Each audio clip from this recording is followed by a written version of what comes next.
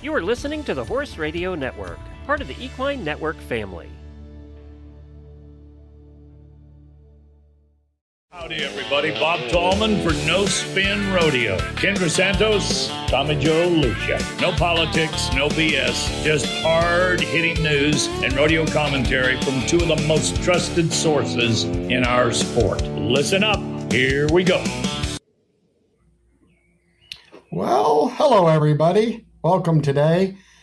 No Spin Rodeo is exactly 107 episodes old. This is episode 107, and I'm joined by the First Lady of Pro Rodeo Journalism and my friend, sometimes, Kendra Santos. Hi, Kendra. How you doing? How you doing? I'm great. Thank you. How are you? I'm blessed. I'm in a cabin in Sedona, Arizona. No Spin means so much to me that I walked away from my grandkids playing in the dirt to do No Spin. So I'm glad that my current internet is holding, and I'm traveling to Salt Lake City to get ready for the Gold Medal Rodeo. Are you at home? Yeah, I'm kind of at a rodeo central desk at the moment, but a couple things that are right in front of my face on my radar is it's a very different Reno rodeo without Bob Tallman and Wayne Brooks, and you know, your brother Anthony stepped in, and they're doing an amazing job. It is so odd having, I don't know how old Reno Rosser is, but I was a little kid at Slack with my dad the morning Reno Rosser was born, and they announced at Slack that, you know, hey, Cotton just had a kid and named him Reno. That's how old I am. And so that's how many years I've been listening to Bob Tallman at the Reno Rodeo. So it is very different. And of course, we all wish him the best and can't wait for him to get back to it. But it is very, very different. And another note today is June 24th, and it is officially the first day back for Shad Mayfield after his hip surgeries, and he's roping at Pecos this morning. And so I'm, waiting to hear back from him about that. Pretty cool, Can he pull a Cody Ole? I don't think anybody's betting against him. Cody was rather famous for maybe starting about Reno week and making the finals and then winning the world. So that's kind of the mountain that Shad Mayfield's trying to climb right now. Well, if anybody can do it, I think he's, judging from talking to him and stuff, I'm sure he's just as determined as Cody was. It sure seems like it.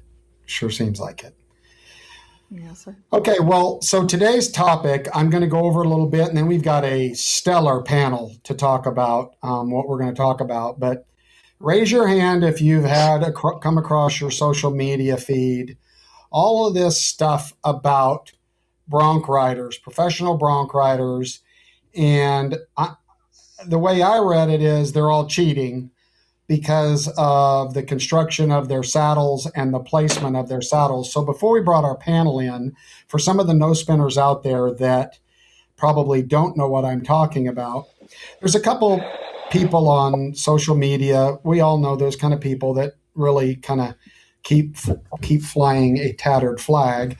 But here's the controversy to break it up. Modern bronc saddles, saddle bronc riding in professional rodeo. Modern bronc saddles are being built differently than they were 10 years ago, I would say, maybe further. And because of the way they're being built, it's allowing that saddle to sit further up on the horse's body, up higher on their shoulders. The way the D-rings are set, the way that the saddle cinches, it puts the swells of the saddle further up on the horse. If you're watching this on video, you'll kind of see a little diagram. And it's a considerable amount of space forward. Okay? So imagine a saddle being moved further up by several inches to the front of the horse. And so the real controversy here, and that has to do with how you build the saddle, the tree of the saddle. That has to do with the D-rings and how they suck the saddle forward. The withers of the horse are basically right in between the shoulder blades. The shoulders of the horse set a little bit further back. And the older bronc saddles set more like a traditional saddle in the middle. Now, if you're in a branding pen, you probably want that saddle setting back a little bit if you're dragging cattle to fire.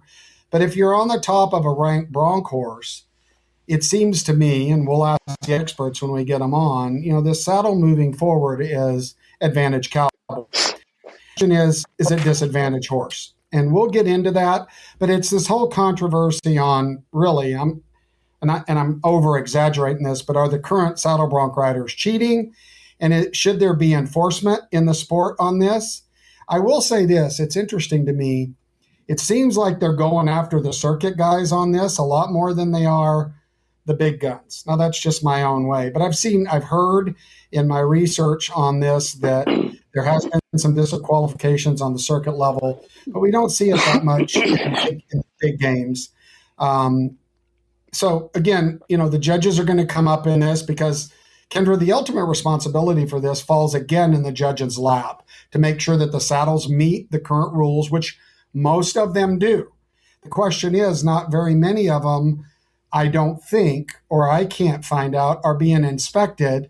And what is that delineating factor? Like I know that in the PRCA office, there's an old tool sitting there that they're analyzing that somehow it's a square thing that somehow tells if the Bronc saddle is legal or not. Now, it looks like a ancient torture device to me, but it's supposedly it's what they used to use to tell if the Bronc saddles were legal to use according to PRCA rules. Nothing in this currently tells me that there's very many Bronc saddles that are technically illegal.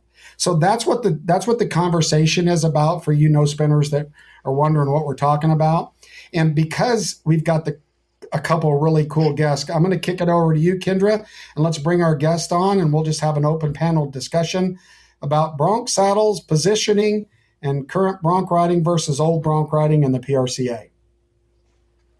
Well, before I introduce these guys, with the current climate of professional rodeo, is it any wonder that there's not a long line of people throwing their hands in the air to be a rodeo judge? For the love of God, it's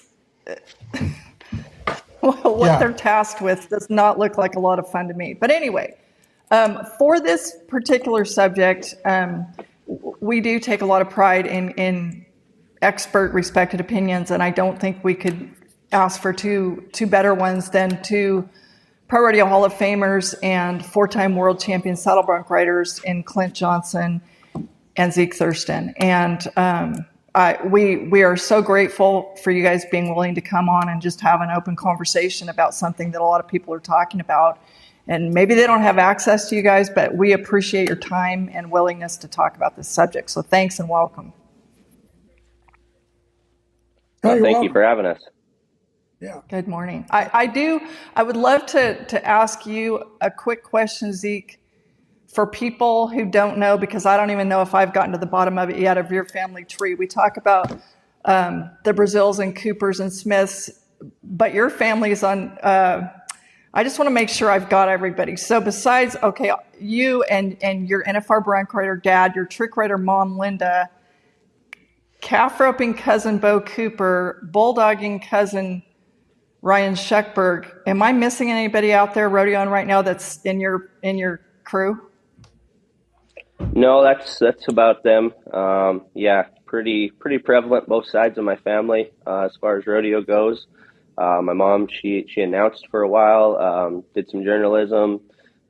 Everybody knows my dad had a decent career as a bronc rider, and then Bo, he made the NFR a couple years ago, and Ryan's in pretty good position to make one this year. And they've went to multiple Canadian finals together with me and Calgary Stampedes, and pretty cool that we all work a different event in different ends of the arena.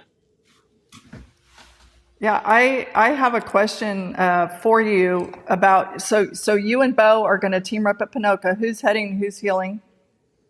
I'm ahead. Bo's going to heel.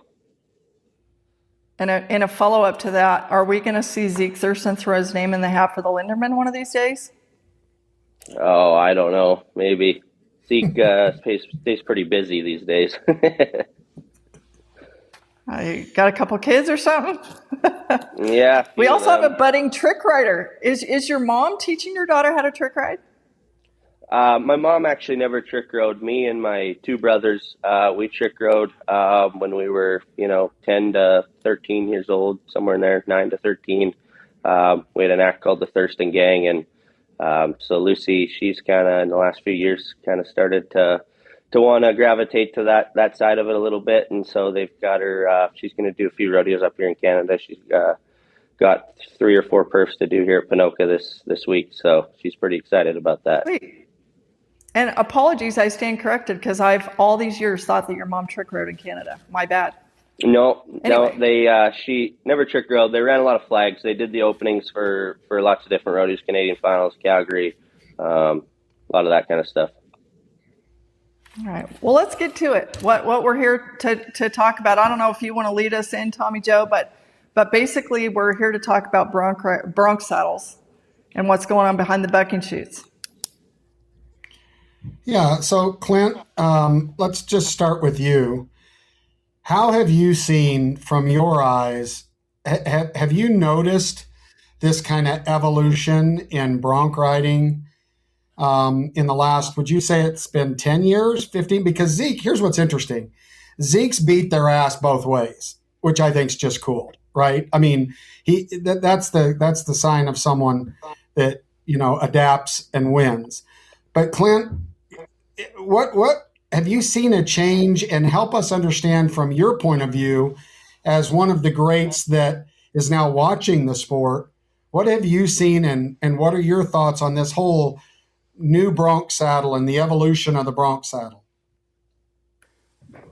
You're not going to see a huge change just looking at the saddle. It's more the placement of the rigging, and the gullet height is higher. And you do see some saddles, I don't think that many, where they've narrowed the bars to get more height in the gullet, which when they do that, that saddle doesn't necessarily stay put that good. And what your controversy you see on Facebook, some of that is based on the narrow bars and the rigging's setting farther back, which allows them to set that saddle farther ahead. Nobody really watches rodeo wants to see that saddle up on the neck of a horse. And I think that's one of the issues right now. I have a question specifically that because I feel like, I mean, we could have a whole conversation like this about the bareback riding and when they used to have leather handles, and that's all evolved. But do you feel like the bronc saddles have evolved as bucking horses have evolved and gotten bigger and stronger and stouter and ranker? I mean, there have always been great ones, but the talent pool in the bucking horse is a lot deeper now than it used to be, right? You're asking me that question? Sure. Yeah, there's more good horses. I don't think the very top echelon horses in probably in anybody's time would still be good horses. There's just a lot more good horses. I'd have to say a lot more. But they also look to me like a lot of them would be better to ride than some of the horses we had to get on. And you watch old videos, man, those guys rode some horses that were nasty. Now they weren't good to ride. Yes.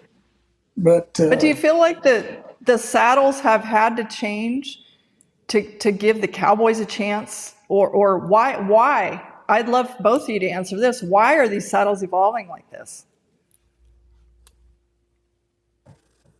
For me, yeah, go ahead, Zeke. Go ahead, Zeke. Well, you yeah, go ahead, Clint. Yeah, you guys go ahead.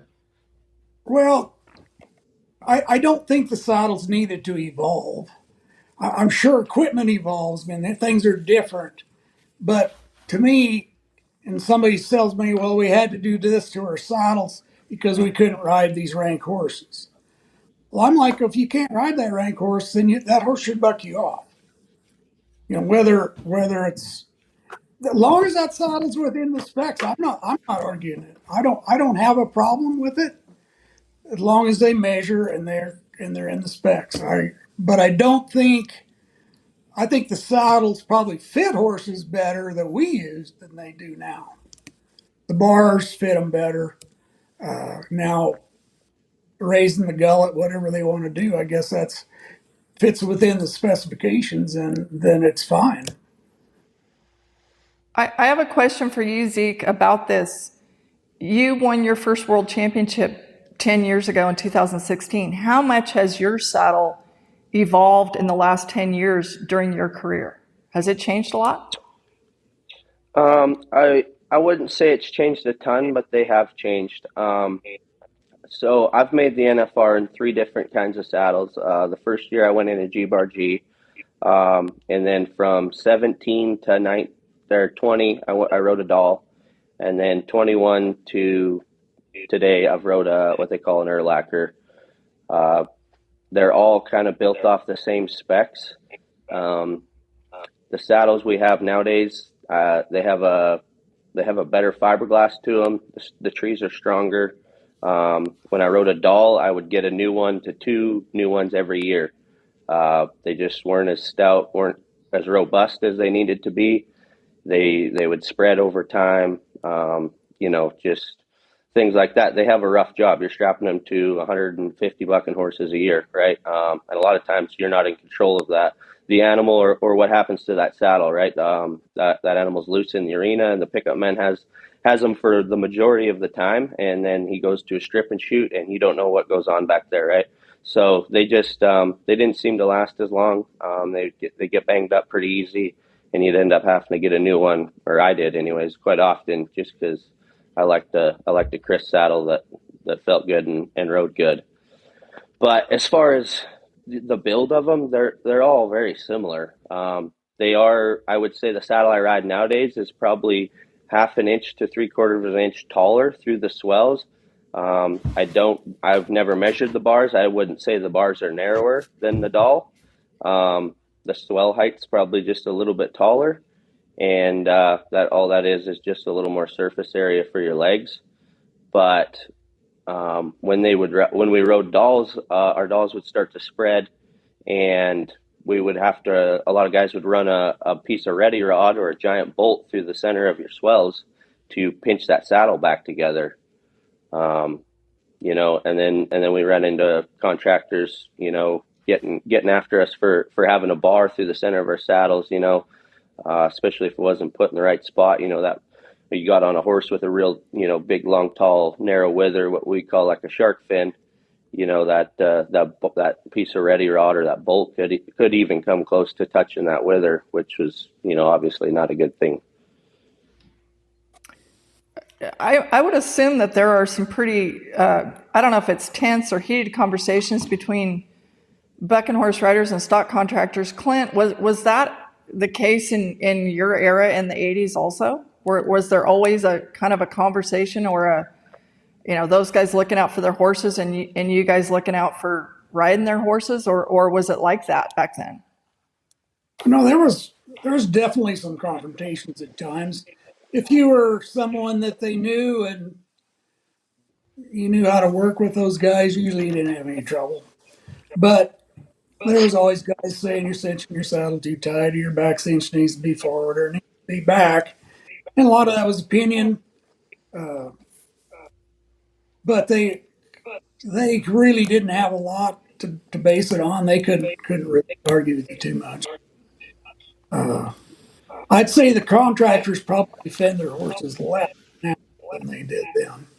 I think, as a rule, the contractors kind of thought the cowboys were typically trying to cheat their horses, and now there's a little more of an opportunity if the cowboys and the contractors get along. I think the contractors feel like they have an advantage when it comes to picking animals. Well, I've got a question. So the saddles, Zeke and Clint, you talked about this with me, but it seems like the seat of the saddles, the current saddles, are a little higher. The swells are higher. That puts your spur stroke further up on the horse. Is that correct? A little further up.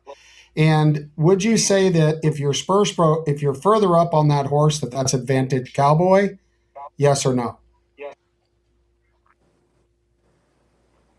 Yeah, I don't know if the spur stroke's as much further up. I mean, you could look at this a lot of different ways, but the saddle I ride nowadays, and when I rode a G-bar G, I never had that problem, but when I rode a different, maybe a doll or something, we'd run into an issue where your saddle would run back. Your saddle would run back, and then you have no chance of getting past the break, and getting them where you need to, especially if you have a big, strong forward bucking horse that's, jumping away and stuff. You're kind of at the mercy of the horse. When I rode a G-Bar G, they never run back. They never moved. And the saddle we ride today is very much the same. Some of those saddles you see, like when we used to ride, you'd have to run them saddles way up there on their neck, start pulling it there and let it go back to where it needed to be, just in order to get it into a decent spot, right? And then if you did have a horse that wasn't built, maybe desirable, the back of your saddle will end up kicking up because it's pulling, all your pressure's pulling down on the front of your saddle. To me, that's a worse fitting saddle than the saddles we ride nowadays, where we put it up there and it stays where you put it.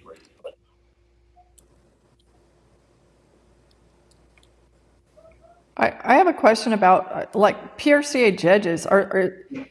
Is it part of their job to police these things, or is that I don't really understand the dynamics here. Like, are these saddles that guys are riding today all compliant with the PRCA rulebook for starters? I would probably have to say no. Your rule book was made, them rules were typed out back in the 70s. I think there's been maybe 1 or 2 modifications to the Bronc saddle rule book in the last, whatever that is, 40, 50 years. So do you think, Zeke, has a judge ever inspected your saddle, or have you ever seen judges inspect Bronc saddles? Does that happen? I've seen them look at guys' saddle. I've never seen them inspect us, like my saddle personally, as far as, specs and build. But, I've had judges, they've come and checked our rosin, especially a couple of years ago when all that stuff was coming around. They'd come check that stuff all the time. And yeah, it's always been kosher for me. But the stuff that's going around on Facebook, I feel like you're talking about maybe 2% of the Bronc riders. I don't know how many Bronc riders hold a card right now in the PRCA. It's got to be a lot. And, a couple bad eggs can ruin it.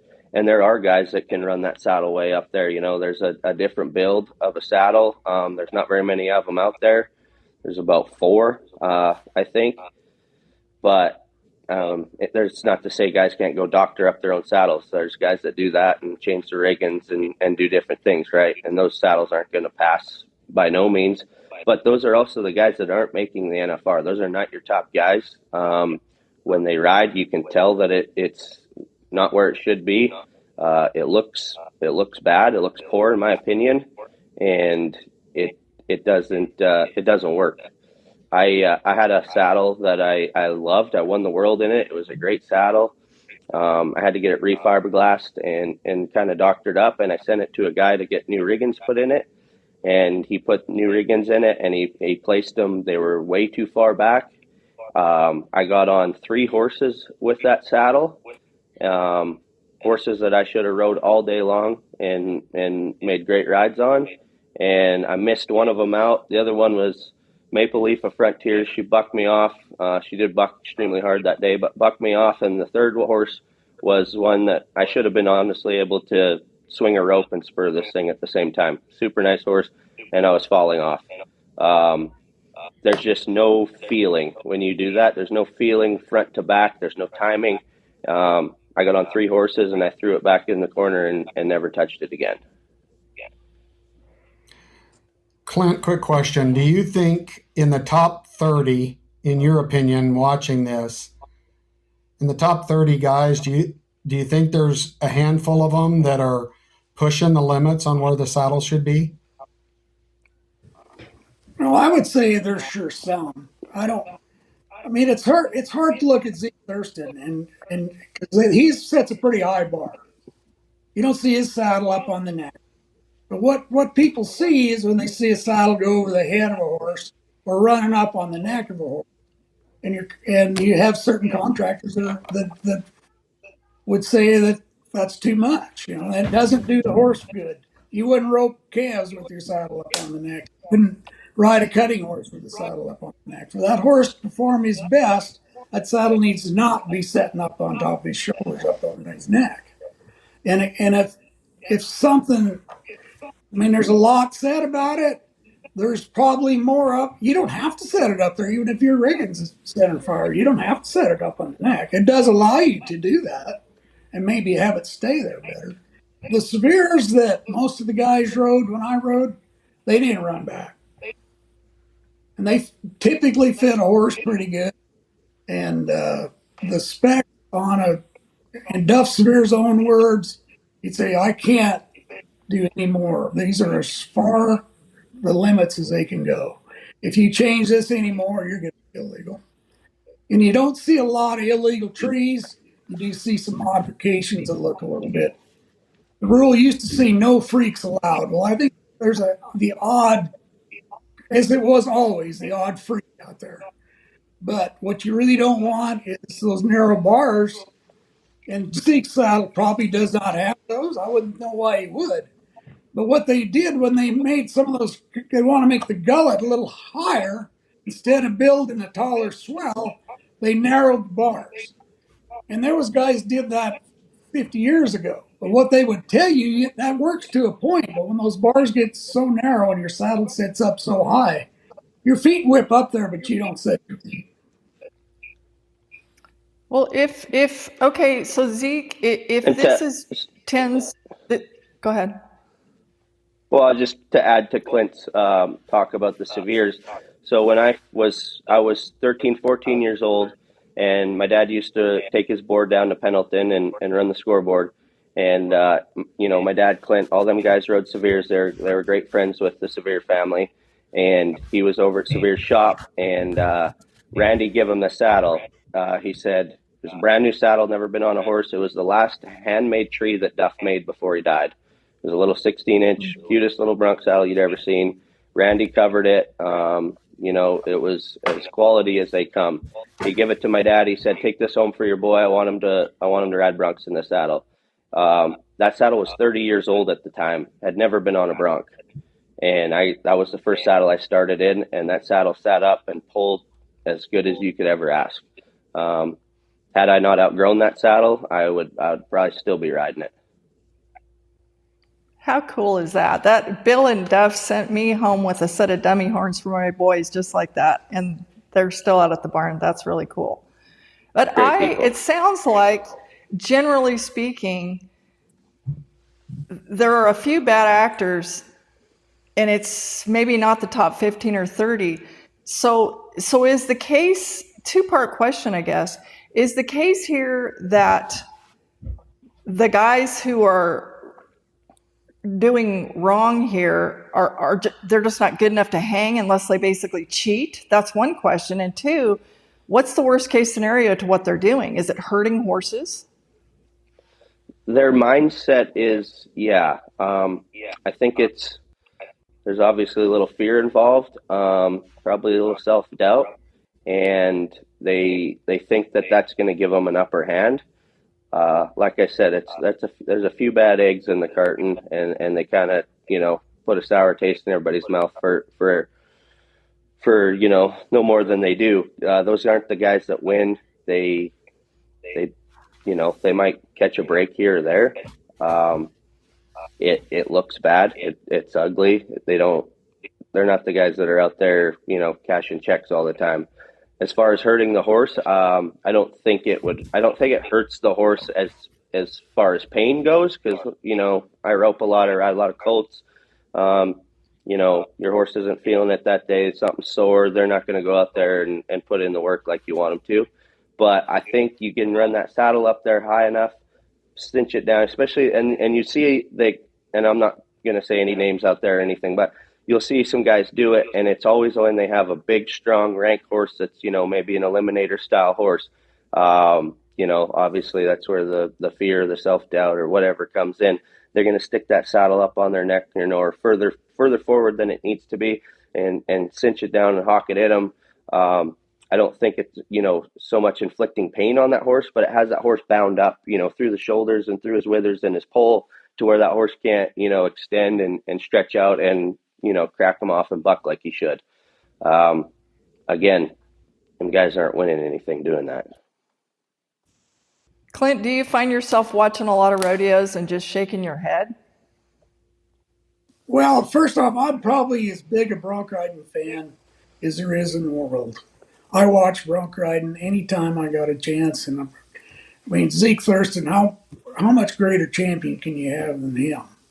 And there's guys just like him that are top notch people that are doing the best they can, and I advocate for the horse a little bit because I think that the contractors have neglected to do that. And I don't think it's the Zeke Thurstons of the world that we're talking about at all. But I do see it more in younger guys, and I don't know where they're getting it, but you'll see a string of these guys, their saddles right up on the neck, and they're winning money. But if the judging is really like it should be, it's hard for them. It should be hard. You'd be doing them a favor if you put them in a good saddle that fit a horse better. They ride better and they get along better. Yeah, I feel like me and Clint are very much so on the same page on this. And like you said, I've been at this for 12, 13 years now, and I've seen two completely different sets of bronc riders, which has probably been one of the biggest blessings in my career. And I'm extremely grateful that I got to ride with the guys that were before me, and now I'm riding with the guys that are going right now, and it's kind of always been the same. Bronc riding is still bronc riding. The basics don't ever change. It's never changed since when Clint, my dad, rode to now. There's nothing different about it. You still have to go about it the same way. But there's a newer generation, younger guys, and I agree with Clint on that they're coming up and they're not really learning to ride the bucking horse. They're not riding broncs as much as they're riding the saddle. To where when we learned, there's obviously the rosin thing that goes around now and everything. When I was 14 years old, we were going over here to the indoor barn in Stettler. We're getting on all winter. We'd buck horses we buck bulls on Friday nights and horses on Saturday nights all winter long. And it would be minus 30 inside that building. There's no kind of rosin in this world that sticks when it's that cold. It just doesn't happen. So we had to learn to ride the horse for what it was, right? And we took a lot of sidewinders doing it. But that's how you figure out how to ride broncs. Nowadays, these guys are starting in way nicer equipment, it's all just kind of changed that way to where they get to where they kind of figure out how to stay in their saddle and then eventually kind of find that timing a little bit and call themselves a bronc rider. But it's not the same, as the way me and Clint, went about it and learned to ride broncs. A curveball into this conversation, and then we'll get right back. Sorry. I'm sorry, Kendra. That's okay. My delay is catching. I just wanted to throw a curveball. Sorry. Go ahead. Go ahead. You go, Kendra. When you're done, you point to me. Okay, it's just a little curveball, but I would love, Clint, you go first, and then Zeke, I would love your opinion, and then we'll get back to the bronc saddle conversation. But do we need to keep the mark out rule, and if so, why? There's a lot of talk. I think you absolutely need the rule. The purpose of the rule is to give the horse and start the horse. We don't need to give the Cowboys any more advantage. We got the talented Cowboys in the world.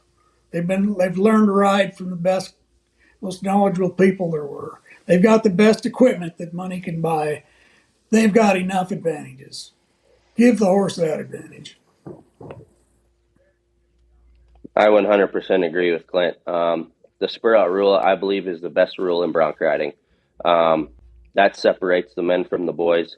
That rule has made my entire career. It's made Clint's career. Any elite bronc rider, they were the man. You get a horse like Get Smart, Wild Cherry, Explosive Skies. I mean, you name it. Any one of them horses that boils out of there, and they start bucking from the time that latch cracks as hard as they do, they start as bucking as hard as they do as they finish. Most horses, it takes a bit to warm up. The first couple jumps is kind of where they get warmed up. When you got one that boils out of there and rears out and kicks over the back of the chutes or kicks the back of the chutes right there, and that's a difficult thing to spur that horse out. The guy that come to win first is the guy that's going to reach up there and try to spur that horse out, knowing in the back of his head that, there's a good chance that he hits the ground at the end of it. Or if it goes right and his feet come right, he's in place to make a 90-plus point ride. To me, that's what bronc riding's all about. You take that rule away, I'm still going to spur him out, but I don't think that's going to help much for bronc riding. Tommy Joe, get us back to the bronc riding. Thank you, guys. Or the bronc saddles, sorry. The only thing that I was going to bring up is that I called, and I'm not going to mention any names, I called a half a dozen stock contractors because what I was interested in is their take on this. And so I'm not going to mention any names, but as a whole, no contractor told me that they believe that this injures their horse or harms them. Okay. Now, what I got a lot is it takes the special horses. And what that means is some of these horses that have some tricks in their bags, this saddle up there, and again, Clint and Zeke, you comment on once I'm done, that some of these horses, some of the tricks in their bags to win the contest in 8 seconds, it takes a little bit of that away from them. And for a softer horse, it might make them not buck as long as they want them to. But, all of them said to me, the good horses, the great campaigners, it doesn't matter where you put the bronc saddle, they're going to buck.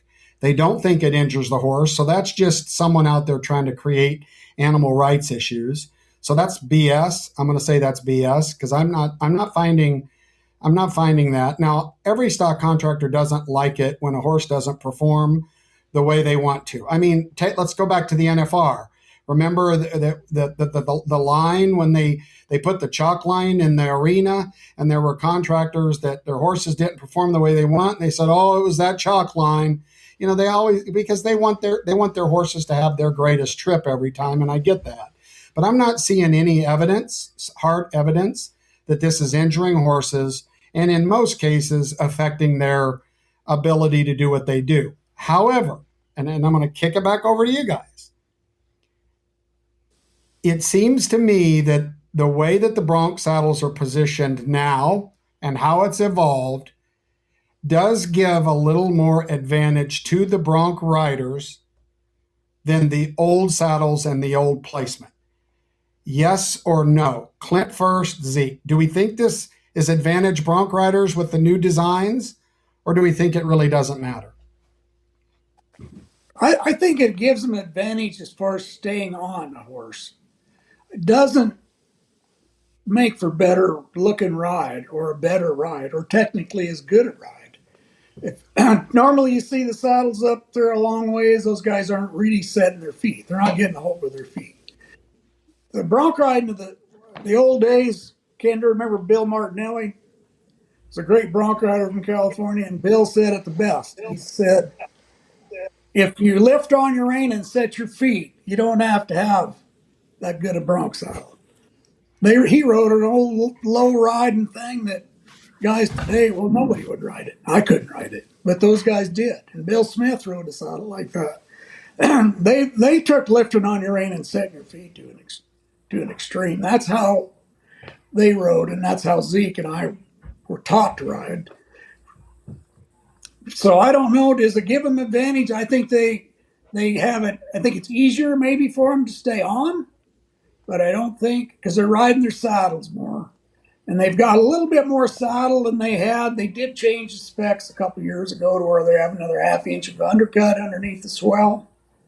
And they did make it where they can have the little wider swell, but I don't know that anybody's doing that. But they're more contained in their saddles than Zeke is probably. They can modify those saddles to kind of fit them. They shouldn't win as much. I would say it probably is advantage bronc rider. The saddles are better. Like they're built, they're built better. They, like I said, they stay where they're put. they last longer to where I've had this saddle for 5 years now. I know it like the back of my hand. You can see this is my saddle 5 days ago in Reno. The rigging placement, as far as the rule book goes, it cannot be behind center of swell. I mean, if you took a level and drew straight up there, that's actually closer to the front part of the swell. But that saddle pulls and sits right where it needs to. I sent you a couple other pictures, 2 other NFR qualifiers. I believe these saddles they're just more compact. They're just built a little more robust, and they pull a little better is all. But like Clint's saying, bronc riding's just bronc riding. There's nothing. I mean, you can't cheat your way through it, and there's no shortcuts, and you can't make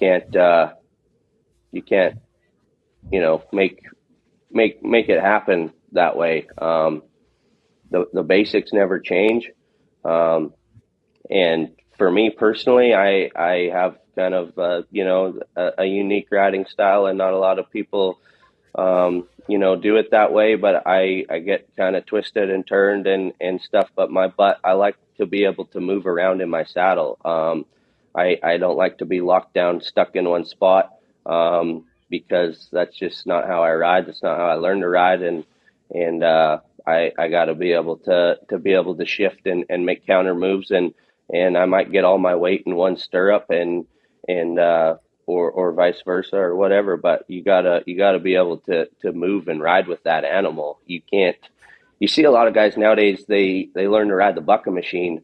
When it transfers over to a bronc, it looks like they're riding a bucking machine. It's robotic. Everything's just sitting up there in one spot and their feet are just moving. Sure, they're riding the bronc, but to me, bronc riding, you're riding the animal. Well, it seems to me that in snow skiing, skis have changed. They've changed the skis, right? Because the goal here is for the cowboys to win. And so it's natural evolution to me that if there are technical and data advantages, that's what the cowboys should do, because their goal is to get a gold buckle. And the skis have changed, and the mountain's losing, right? I mean, the skis are different than they used to ski. They ski faster, they ski harder. It's different the way they cut. It's the same thing with the equipment. So I don't think, from my advantage point after talking to you guys and after doing research, is that, this is a whole lot of hullabaloo over nothing. We've got 2 experts in the room that says, look, if you cheat that much, you're not going to win. And you got Zeke saying, if you learn how to ride the horse instead of the saddle and the bucking machine, that's a difference. The question is, one more question, and then I'll let Kendra have final word and we'll wrap this up. Do you guys think the judges know the difference in a robotic ride? And again, we're not trying to throw the judges, but overall, do you win more by doing it right? Well, I think you do. Maybe I'm answering my own question, but can these judges see what you guys are talking about today as a whole? I don't want to throw any judges under the bus, but do you get rewarded when you really ride a horse instead of ride your saddle today? To an extent. I think your good judges know. Your run-of-the-mill judge, I don't think he's probably going to know the difference. Most of them never rode broncs. Yeah. They're just, I guess if the feet are moving and going where they look like they should, they're going to judge it accordingly. Well, final word, Kendra, and we'll wrap up 107. I appreciate these guys. Okay, I have another question that's not about the bronc saddles, and then I have one last question for each of you. Clint, you first. What's the best bucking horse ride you ever made? Where, what horse, why? Well, that's a question I really can't answer. But again, I never made a ride I was completely satisfied with, and I think that's probably one reason I stayed tough, because I never really was satisfied with what I got done. I wanted to do better. Always wanted to make the perfect ride. When I reached a point in my career where I wasn't getting any better, I didn't want to do it anymore. Gotcha. Zeke, what about you? You got a favorite? Yeah, I agree with Clint on that. I don't know if there's just one favorite, and I don't think I've ever made a perfect ride, and I don't know if there's ever such thing as a perfect ride. There's always something to be done better and crisper, and like Clint said, we're just striving to do that every time. Um, and to add towards your saddle discussion, this is my job. This is how I make my money. This is how I feed my family. Everybody knows I got a bunch of rugrats running around. When I go to the rodeo, I'm not there to cheat the horse to make him lesser, to win less. Like, I'm there to win as much as I can and help that animal perform to his very best so that I can perform to my very best. Well, okay. One last question apiece from me, please. I kind of walked into this conversation expecting that it was possible that there might be sort of generation gap difference between you guys, but there isn't. And so Clint, you being a South Dakota cowboy, what do you think your fellow South Dakotan Casey Tibbs would have to say about this saddle bronc riding, about the bronc saddles today? And what do you think he'd have to say about this conversation? Well, I didn't ever see Casey ride other than on some films, but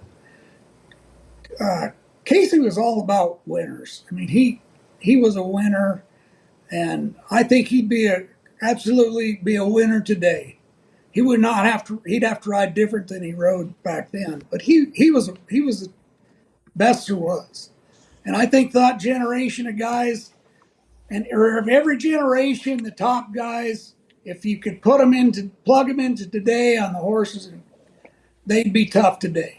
The bronc riding has evolved, and some of the equipment has evolved, but I do think there's some saddles that need inspected, and the narrow bars and the riggings do need to be looked at. But as far as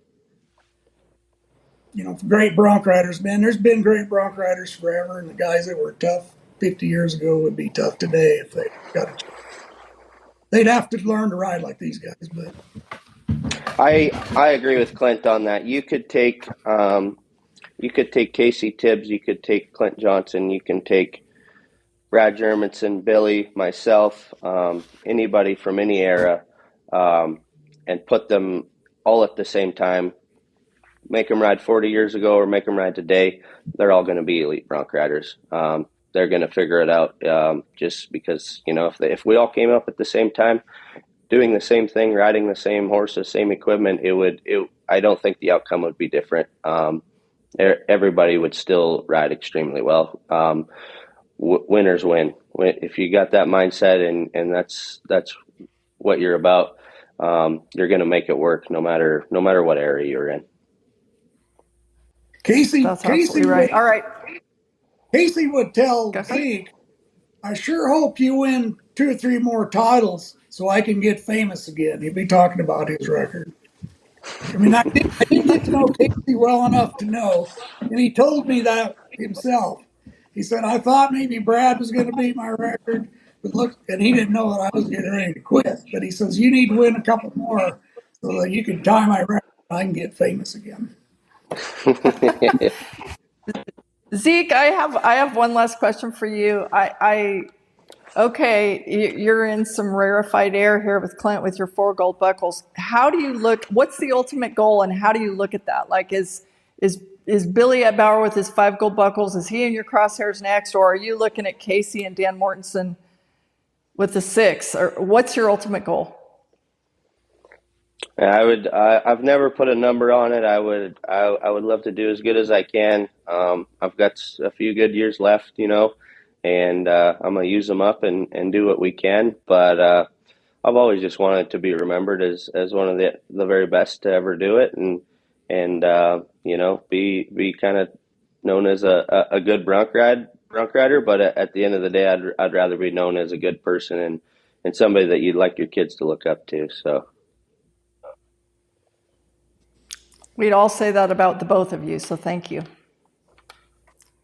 Well, what very cool to have Bronc riding royalty with us, and good conversation. As always, we want to thank our two guests, thank our partners and production team back there putting this together. And this has been episode 107 of No Spin Rodeo. And here's the summary. Winners win, cheaters cheat. There you go. Cheaters never prosper. Right. Yeah, cheaters cheat, they don't win. And generationally, it is cool. These guys are just saying, look, learn how to ride the horse, be great. Two examples of greatness in front of us. Thank you, No Spinners, for joining us for 107. Thank you, Zeke. Thank you, Clint. Thank you, Ms. Santos. You betcha. You guys all have a blessed day. Thank you very much. Enjoyed it. Thank you, guys. Howdy, everybody. Bob Tallman for No Spin Rodeo. Kendra Santos, Tommy Joe Lucia. No politics, no BS, just hard-hitting news and rodeo commentary from two of the most trusted sources in our sport.